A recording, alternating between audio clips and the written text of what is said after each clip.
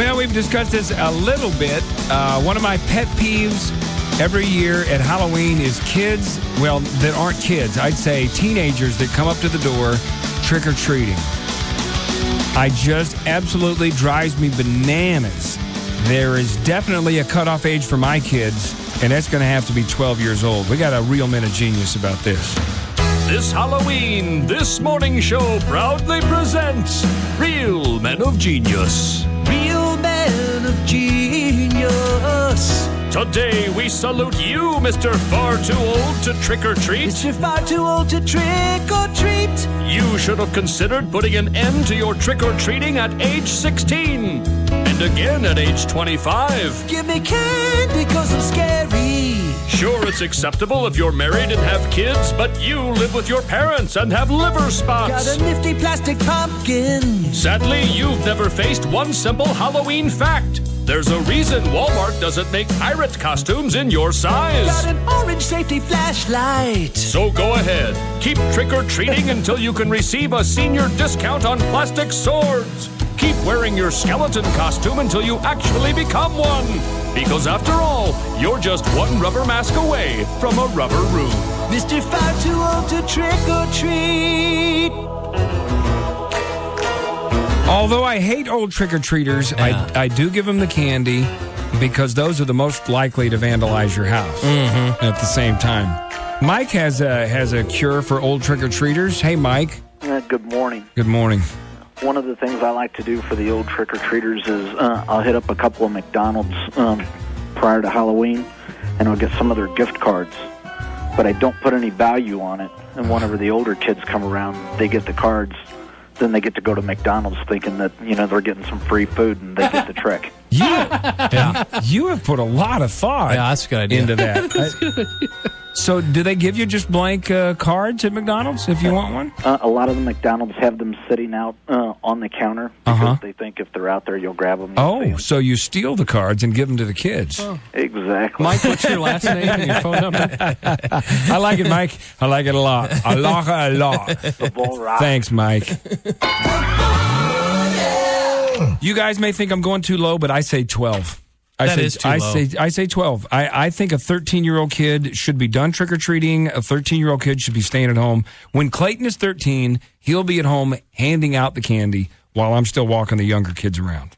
That's my opinion. Yeah. See, I think you're never too old. You might as well just go when you want to go. Who cares? Nobody cares. You should not be in 7th grade in trick-or-treating. I'm sorry. You shouldn't. What if you only have a 7th grade mentality? And you go, but you're 45. Then, Bo, you should be trick-or-treating. I'll still have a parent with me, but legally. I've got my caseworker here, and they said it was cool. But I mean, really, okay, how old are you willing to let your kids get? You know what? As long as they want to do it, it's fun. It's a fun thing to do. I don't care if they're driving. I don't care. I really don't. I think it's a fun thing that you can do even when you're older. I don't think anybody really cares, except a few people like you. Oh, damn. Let me tell you something. Boy, when I was young, we didn't have trick-or-treaters. We didn't even have candy apples. We were lucky if we got rocks. Well, let's go to Bethany. Hi, Bethany? Yeah. Hi, hey, how old are you? I'm 20. Oh, you're 20. Do you have kids yet? No. No. What do you think is the age limit on trick-or-treating? Well, when I was little, I loved to go out trick-or-treating, but we're stationed at Scott Air Force Base, so I grew up with the military, and the rule is that you're 12 or younger with an accompanying adult. So by the time I was 10, I was so tired of my parents, I just quit going because I didn't want to go with my parents anymore. You gave up 2 good, those are your 2 best years of candy snagging. When you're old enough to run from house to house, and you gave it up? Yeah. From the pure embarrassment of your parents? Yeah. You must have some embarrassing parents. I think another reason why I say it doesn't matter how old you are is that I remember being 16, 17, and trick-or-treating was your excuse to be out. Yeah. You didn't want to just stay at home on Halloween. Right. You wanted to be out and about. And what you would do is go around and cause chaos and then stop at a few houses, get yourself a candy bar, and then, go TP somebody's house. Yeah? Yeah. Shaving cream, eggs, good biscuits. times. Great times. You know good what? Times. I got it's all about being a kid. Thanks for the call, Bethany. You're welcome. The bull rock. Thank you very much. I honestly don't remember. Okay, your memories go back to about age 5. Yeah. I think that's about as far back as most people remember. Mm-hmm. I don't remember. I'm positive my parents never went with me ever. No. I was 5, and they're like, all right, go get some candy and come on home when you're ready. Eat it before we check it. Did you have your older sister with you? I guess my sister. A few years? I guess my sister went with me, but believe me, my sister had no concern for my welfare whatsoever. She was getting her own candy. You've got the plastic mask on crossing the street. Yeah. I don't care.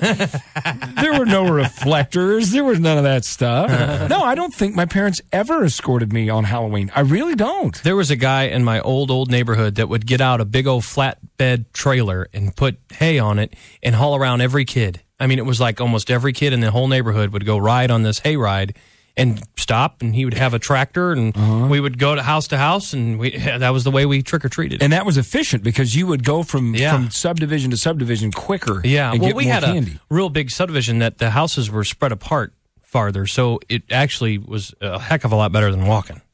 Hey, Kelly, you got a problem with old trick-or-treaters? I do. Well, I don't mind them as much as you do, but when they come to my door with no costume on and just like in a bag, and they don't even have any makeup on or anything, Even if they're old trick-or-treaters and they make a half-hearted effort, it's like they just have some kind of a hat on and maybe or it's a like, ski mask. Yeah, like, ooh, I'm a burglar. I'm a robber. Yeah, but when a teenager comes up, and like I said yesterday, we had a carload of teenagers come, pile out of the car. They're driving, come to the door and trick or treat, and then one of them's like, "Can I have some off for my baby?" And it's like, yeah, all right. No, was she dressed up though? No, they had no costumes. They just piled out of the car, went from neighborhood to neighborhood to maximize their candy take, and then she's trick or treating for 2. She's got a baby. Can I have some off for my baby? But you're right, because you have to give it to him. Because if not, you're going to have egg on your house. That's right. That's who's going to vandalize your house. So did that guy that used to take you around on those hay rides, did he want you to take off your shoes and your socks and see your feet? Now, see, that's me. That was a guy that wanted me to take off my shoes and socks. Wanted to see your short socks. It's like, what kind of socks you got on? I got an email. I had an email. Okay, it was yesterday. We talked about child molestation, and a guy tried some funny stuff with me. And he used to stop by our house all the time, out of breath, and ask my mom for a glass of water. He did it all the time. He ran there? He would come. I think he rode a bicycle, and he would stop at our house, and he would come to the door. It's like, could I have a glass of water? And my mom would give him a glass of water, but he scared my mom. And then one day, mom wasn't there, and he's like, "Hi, could you come outside?" And we sat down on the porch, and he's like, "What kind of socks do you have on?" And I'm like, short socks. Like, oh, those are nice socks. So, do you ever take them off? And then he basically was wanting me to do things with my feet, and I was like, I'm not having it. And I got an email. You did take your shoes off, though. No, I think I came to the door with just my socks on. I was in the house. Yeah, sure. Story changed from you. And whenever you do that, guy, it sounds like Forrest Gump. That's what I got an email yesterday, and they're like, "Well, it sounded a lot like Forrest Gump." Well, Forrest Gump didn't have a lateral lisp. Like, that's first of all. You're right. And he did, but the guy, and I swear to you, if I had to do a composite of him, he could pass for Forrest Gump. He had that haircut. I'm not a smart man. It was the middle of the 70s. Nobody had a burr haircut but that guy, that creep in the neighborhood that went around looking for kids' socks. And feet. Yeah. Yes, those show off some nice little short socks that got on, Happy Halloween in the Bull Rock. Well, thanks, Kelly. Thanks for sticking around. Yeah, say hi to Madison for me. What? See you later. That's her daughter, Madison. Oh, okay. I know who she is. How you knew that? I know who that Kelly is. That's I know her. really scary. Yeah. Kelly.